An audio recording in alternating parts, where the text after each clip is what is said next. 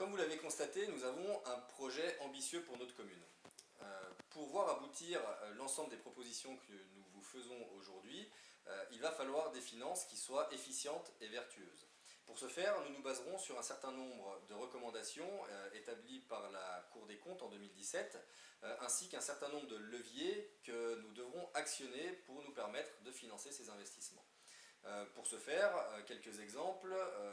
Par exemple, la mise en place de plans pluriannuels d'investissement qui nous permettront à la fois de réaliser des économies d'énergie, si je prends par exemple l'éclairage public, mais bien entendu avec le passage en LED, des économies. Nous travaillerons également sur la renégociation d'un certain nombre de contrats de prestation de services, tels que les assurances ou les prestations informatiques.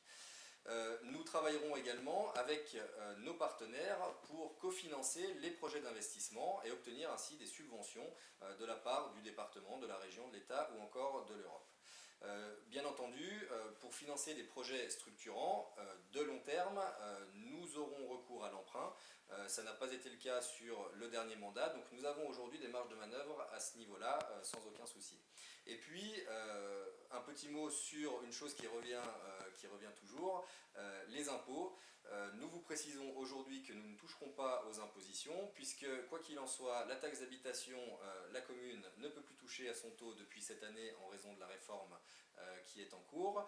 Et nous avons une vision de la taxe foncière des propriétés bâties et non bâties qui fait que nous ne souhaitons pas qu'une seule partie de la population, les propriétaires, viennent financer plus que les autres les investissements de la commune.